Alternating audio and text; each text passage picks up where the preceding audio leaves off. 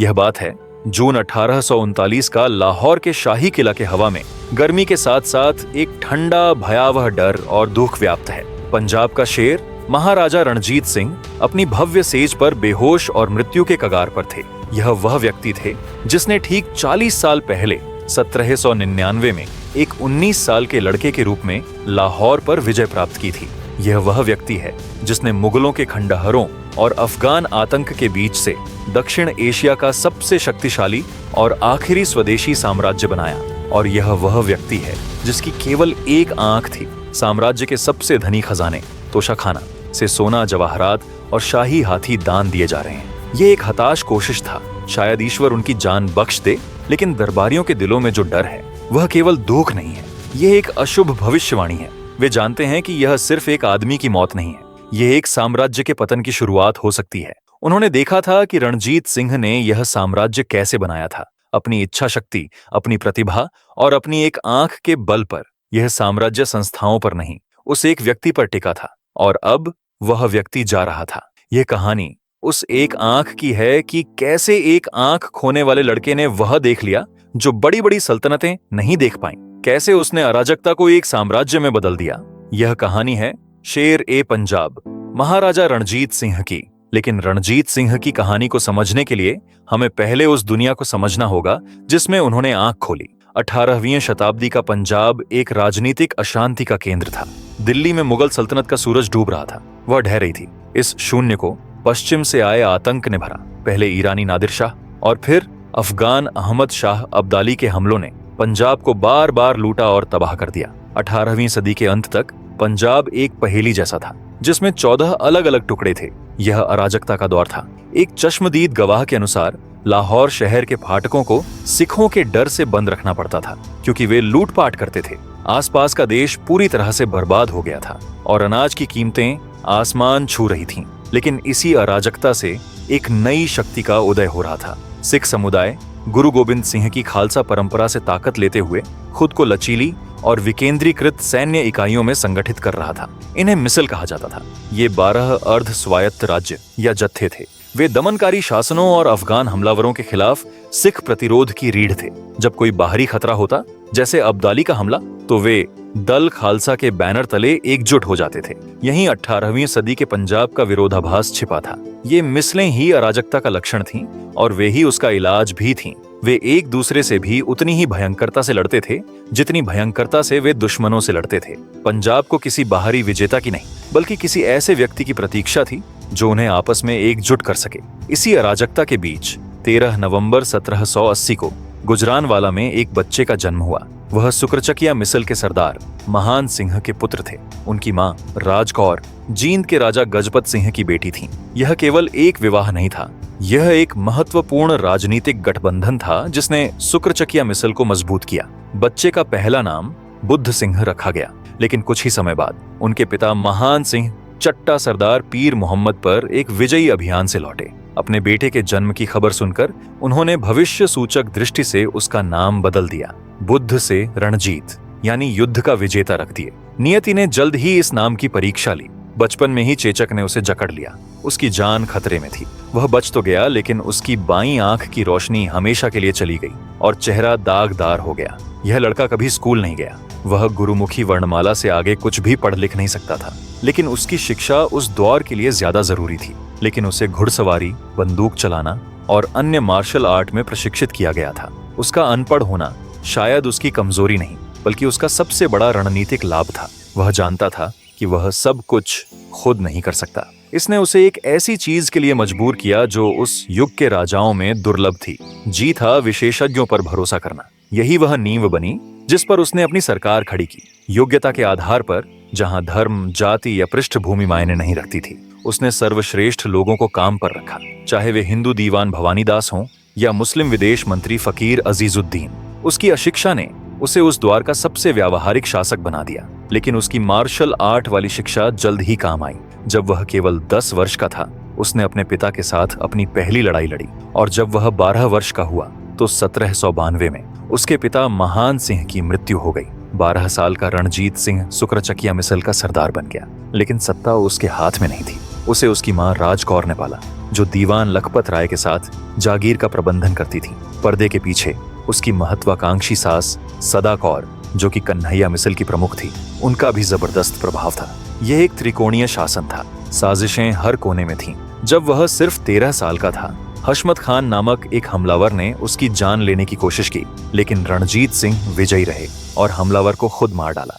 उसका प्रारंभिक जीवन केवल युद्ध का नहीं, बल्कि साजिशों का एक मास्टर क्लास था। वह शक्तिशाली संरक्षकों जैसे राजकौर, सदा कौर, लखपत राय से घिरा था, जो उसकी ओर से शासन करते थे। उसने इंतजार किया। 17 साल की उम्र तक उसने इस त्रिकोणीय शासन को समाप्त कर दिया और मिसल का पूरा नियंत्रण अपने हाथ में ले लिया। 18 साल की उम्र तक उसकी मां की मृत्यु हो गई और दीवान लखपत राय की हत्या कर दी गई। इतिहास स्पष्ट रूप से इन घटनाओं को नहीं जोड़ता है, लेकिन यह एक भयंकर सत्ता संघर्ष का संकेत देता है। रणजीत सिंह ने केवल सत्ता विरासत में नहीं पाई, उसे अपने ही संरक्षकों से सत्ता छीननी पड़ी। इस अनुभव ने उसे वह क्रूर राजनीतिक कौशल सिखाया जो जल्द ही उसे पूरे पंजाब को एकजुट करने के लिए चाहिए।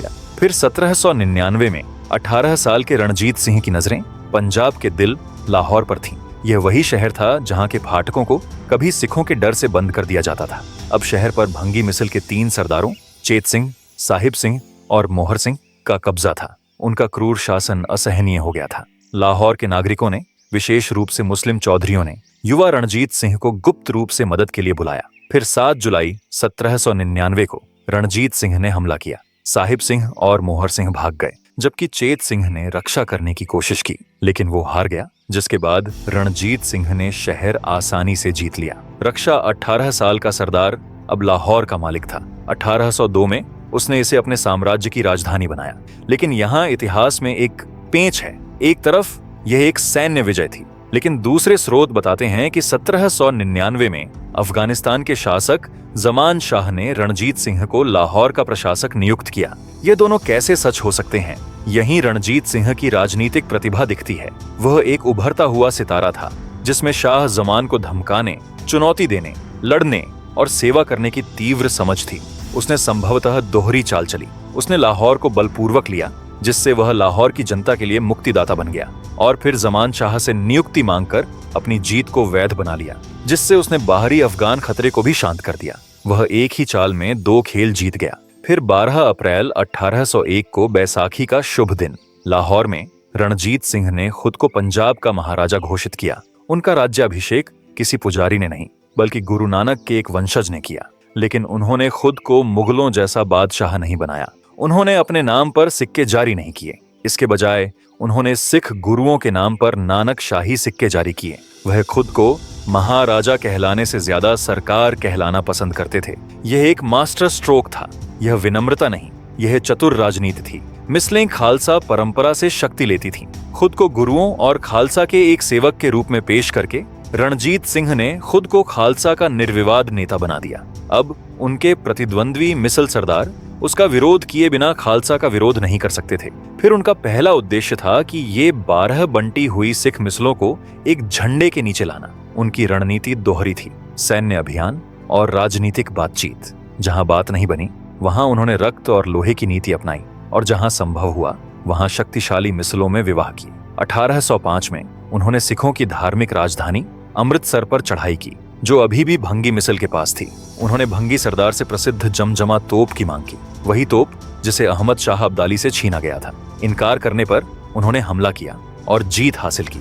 अब राजनीतिक राजधानी लाहौर और धार्मिक राजधानी अमृतसर दोनों उसके अधीन थीं। पंजाब एक होने की राह पर था। जैसे जैसे रणजीत सिंह का साम्राज्य बढ़ रहा था, पूर्व में एक और शक्ति बढ़ रही थी, ब्रिटिश ईस्ट इंडिया कंपनी। जल्द ही दोनों साम्राज्य टकराने वाले थे।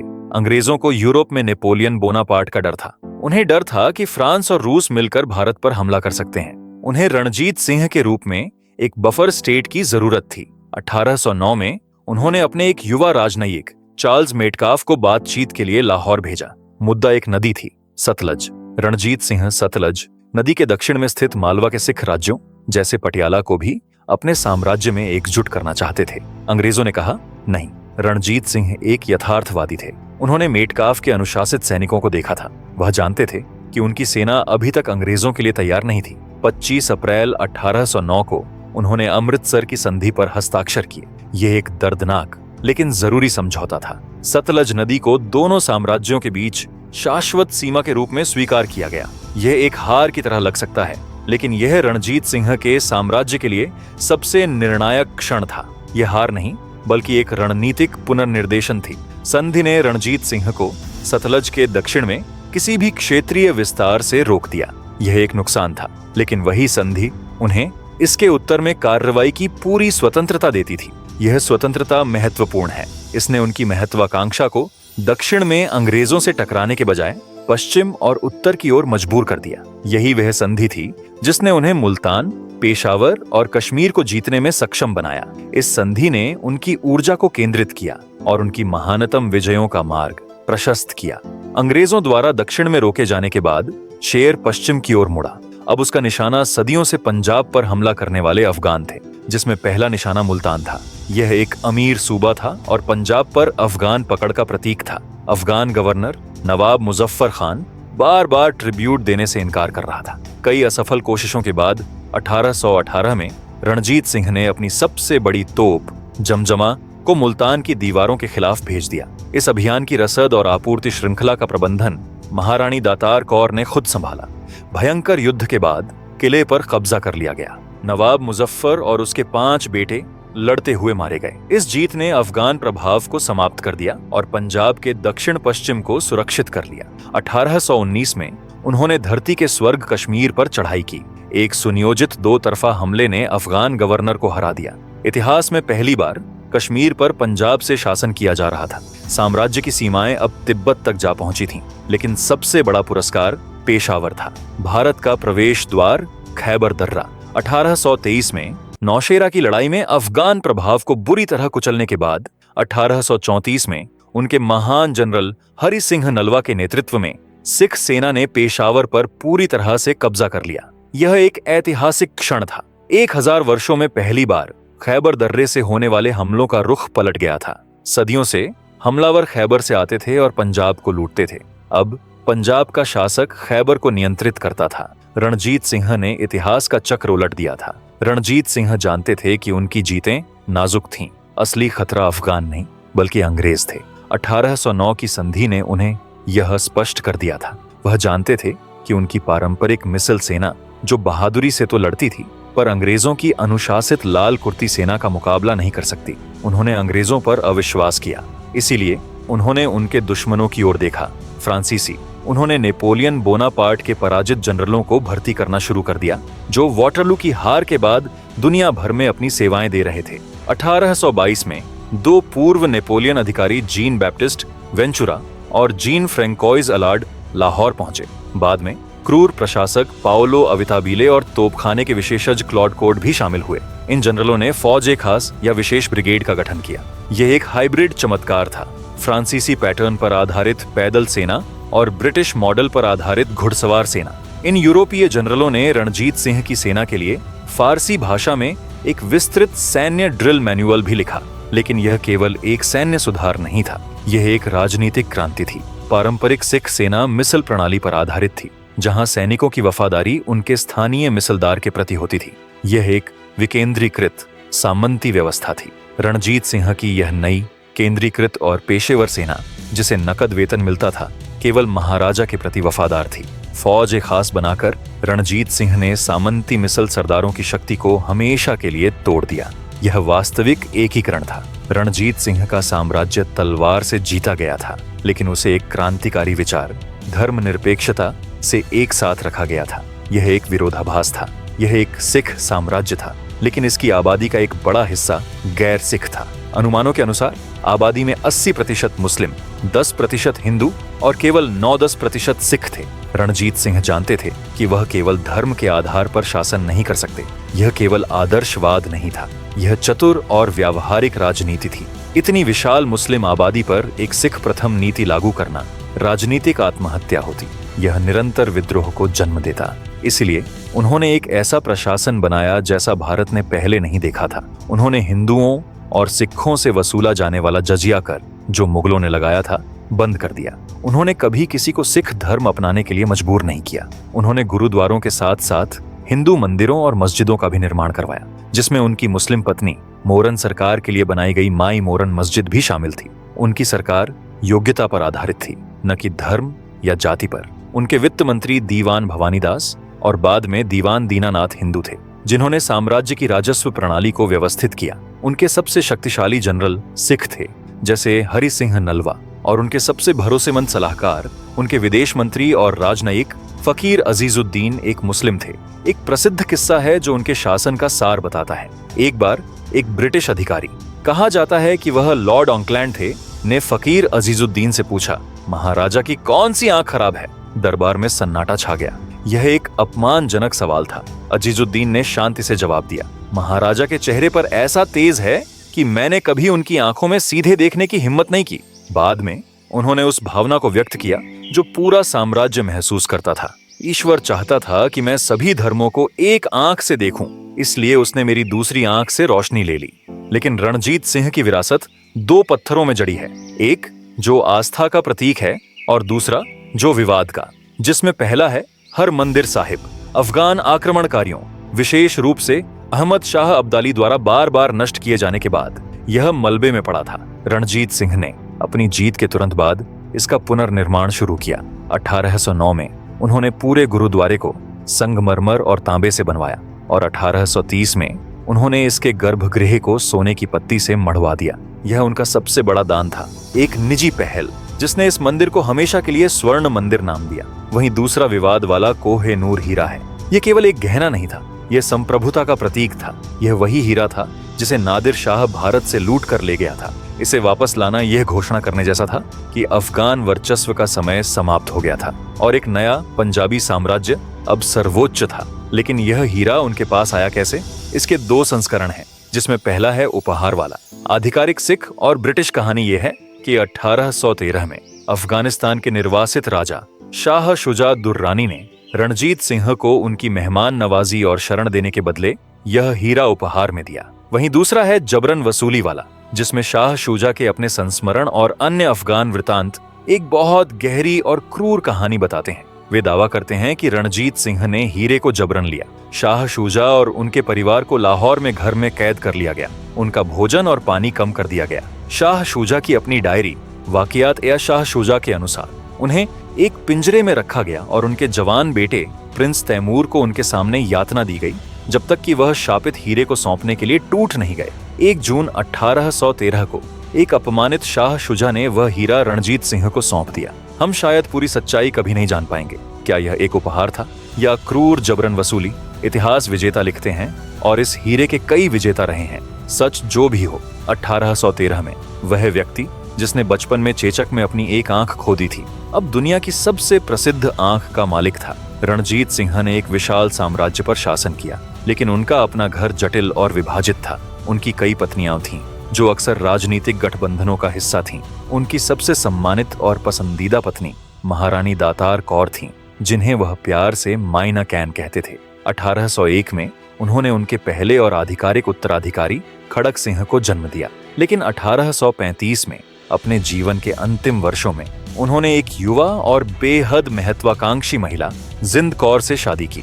1838 में अपनी मृत्यु से ठीक 1 साल पहले उन्होंने रणजीत सिंह के सबसे छोटे बेटे दलीप सिंह को जन्म दिया। इस देर से हुए जन्म और एक महत्वाकांक्षी युवा रानी की उपस्थिति ने उस उत्तराधिकार संकट के लिए एकदम सही तूफान खड़ा कर दिया, जिसने साम्राज्य को नष्ट कर दिया। दरबार अब विभाजित था। एक तरफ स्थापित उत्तराधिकारी खड़क सिंह थे, दूसरी तरफ महारानी जिंद कौर और उनके नवजात बेटे दलीप सिंह का नया शक्तिशाली गुट था।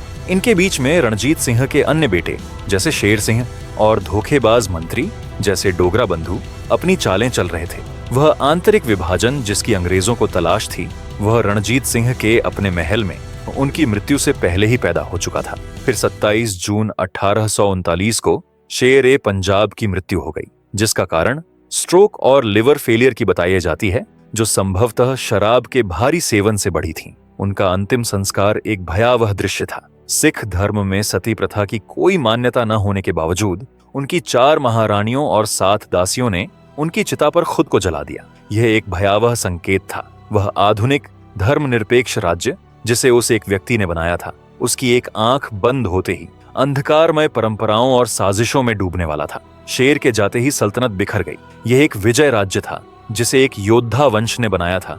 यह एक आधुनिक प्रशासनिक राज्य नहीं बन पाया था। रणजीत सिंह का केंद्रीकृत धर्मनिरपेक्ष प्रशासन एक व्यक्तिगत परियोजना थी। जैसे ही उनकी मृत्यु हो सो हुई, पुरानी सामंती वफादारियां और धोखेबाजी फिर से जाग उठी और राज्य ने खुद को ही खाना शुरू कर दिया। उनके उत्तराधिकारियों का खूनी संघर्ष शुरू हो गया। उनके बेटे खड़क सिंह कमजोर थे। उनके होनहार पोते नौनिहाल सिंह की एक रहस्यमयी दुर्घटना में मृत्यु हो गई। कहा जाता है कि एक मेहराब उन पर गिरा दी गई। इधर रणजीत सिंह के बेटे शेर सिंह और नौनिहाल की मां चांद कौर के बीच गृह युद्ध छिड़ गया। असली सत्ता सेना पंचों और धोखेबाज सरदारों जैसे डोगरा और संधावालिया के हाथ में चली गई, जिन्होंने एक एक करके शाही परिवार की हत्या कर दी। सतलज के पार बैठे अंग्रेज इसी अराजकता का इंतजार कर रहे थे। फिर दो क्रूर युद्ध हुए। पहला एंग्लो सिख युद्ध 1845-46 और दूसरा एंग्लो सिख युद्ध 1848-49। फौज एक खास बहादुरी से लड़ी, लेकिन उनके अपने ही नेताओं जैसे लाल सिंह ने उन्हें धोखा दिया। फिर 29 मार्च 1849 गुजरात की अंतिम हार के बाद पंजाब को ब्रिटिश भारत में मिला लिया गया। रणजीत सिंह की मृत्यु के ठीक 10 साल बाद उनके सबसे छोटे बेटे 11 वर्षीय दलीप सिंह ने लाहौर की संधि पर हस्ताक्षर किए। इस दस्तावेज ने पंजाब और कोहिनूर हमेशा के लिए महारानी विक्टोरिया को सौंप दिया। 40 साल का साम्राज्य 10 साल में ढह गया। तो सवाल यह है कि आज उस एक आंख वाले राजा का क्या बचा है? उसका साम्राज्य सिर्फ 40 साल चला। उसके बेटे या तो मार दिए गए या निर्वासित कर दिए गए। उसका हीरा एक विदेशी ताज में जड़ा है, लेकिन उसकी विरासत उन चीजों से कहीं बड़ी है जिन्हें छुआ जा सकता है। वह उपमहाद्वीप का अंतिम महान स्वतंत्र शासक था। वह व्यक्ति था जिसने 800 वर्षों में पहली बार खैबर दर्रे से होने वाले हमलों को रोका और उलट दिया। वह कट्टरपंथियों के युग में एक धर्मनिरपेक्ष शासक था। सन 2019 में BBC वर्ल्ड हिस्ट्री मैगजीन के एक सर्वेक्षण ने उन्हें दुनिया का सर्वकालिक महानतम नेता चुना। और शायद सबसे महत्वपूर्ण बात, जून सन 2019 में उनकी 180वीं पुण्यतिथि पर लाहौर किले में उनकी शक्ति के केंद्र में पाकिस्तान राष्ट्र ने उनकी एक आदमकद प्रतिमा का अनावरण किया। यह प्रतिमा उन्हें उनके पसंदीदा अरबी घोड़े कहार बहार पर सवार दिखाती है। यह प्रतिमा महारानी जिंदान कौर हवेली के ठीक बाहर स्थित है, जहां से उनकी समाधि दिखाई देती है। इस प्रतिमा के नीचे 3 भाषाओं में पट्टिकाएं हैं, उर्दू, गुरुमुखी और अंग्रेजी। एक सिख योद्धा जिसे एक मुस्लिम राष्ट्र के दिल में अमर कर दिया गया है। उस राजा के लिए मैं यही कहना चाहता हूं कि जिसने वास्तव में अपनी एक आंख से सभी लोगों को एक समान देखा था। तो दोस्तों, यही थी शेर पंजाब, महाराजा रणजीत सिंह की कहानी। एक ऐसा शासक जिसने अपनी एक आंख से सबको बराबरी से देखा। लेकिन ठहरिए, अगर आज हमारे देश में रणजीत सिंह जैसे नेता होते तो क्या अभी भारत जो धर्मों में लिपटा हुआ है वह कुछ और नहीं होता? नीचे कमेंट में बताइए, आपके हिसाब से भारत का सबसे महान योद्धा या राजा कौन था? शायद अगली कहानी उसी पर बने। अब जरा सोचिए, अगर रणजीत सिंह जैसे दूरदर्शी राजा ने 800 साल पुराने हमलों को पलट दिया, तो बप्पा रावल, जिन्हें काल भोज कहा जाता है, उन्होंने क्या किया होगा कि अरब की सेनाएं तक उनके नाम से कांप उठती थीं। उनके बारे में जानने के लिए स्क्रीन पर दिख रहे वीडियो को जरूर देखें। तब तक के लिए आप अपने और अपने परिवार का ख्याल रखें। जय हिंद।